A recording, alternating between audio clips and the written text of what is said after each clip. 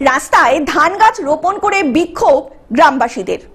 পশ্চিম মেদিনীপুর জেলার চন্দ্রকোনা মানিককুণ্ডু গ্রাম পঞ্চায়েতের কাসন্দি গ্রামের রাস্তা 15 বছর ধরে বেহাল দশা। রাস্তা দিয়ে বেশ কয়েকটি গ্রামের মানুষকে যাতায়াত করতে হয়। প্রায়ই দুর্ঘটনার কবলে পড়ে ওই রাস্তা দিয়ে যাতায়াত করা মানুষেরা। ওই বেহাল রাস্তা দিয়েই স্কুল ও কলেজ পড়ুয়া ছাত্রীদের যাতায়াত করতে হয় নিত্যদিন। গ্রামবাসীদের অভিযোগ, প্রশাসনকে লিখিতভাবে জানিয়েও কোনো সুরাহা হয়নি।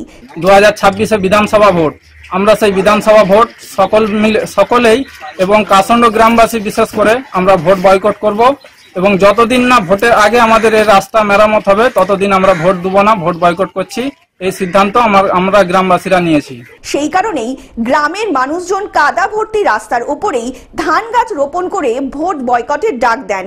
গ্রামবাসীদের দাবি, 2026 বিধানসভা ভোটের আগে তাদের গ্রামের রাস্তা মেরামত করা না হলে ভোট বয়কট করবেন সকল গ্রামবাসী মিলে।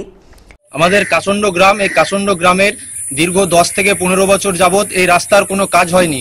এই রাস্তাটি কাসন্ড, মহাবালা, হাটপুকুর, আঁধারিয়া, গোয়ালসিনী প্রভৃতির যে এলাকা থেকে ছাত্রছাত্রীরা স্কুলে যায়, এই রাস্তার দুই দিকে দুটো মাদ্রাসা স্কুল আছে। তো এই রাস্তায় না কাজ হওয়ার জন্য রাস্তার অবস্থা খুব খারাপ, বেহাল দশা রাস্তার। নিত্যযাত্রীরা সব কষ্ট পাচ্ছে, স্কুলের ছাত্রছাত্রীরা তারা পড়ে যাচ্ছে। বিশেষ করে এই বর্ষাকালে রাস্তায় চলাফেরা দুষ্কর হয়ে উঠেছে। পশ্চিম মেদিনীপুর থেকে কল্যাণ মণ্ডলের রিপোর্ট, গ্লোব নিউজ। এখন থেকে গ্লোব টিভি দেখুন আপনার স্মার্টফোনেও। গুগল প্লে স্টোর অথবা অ্যাপল স্টোর থেকে ডাউনলোড করুন গ্লোব টিভি লাইভ অ্যাপ। এছাড়া জিও টিভি অ্যাপ থেকে দেখুন গ্লোব টিভি লাইভ।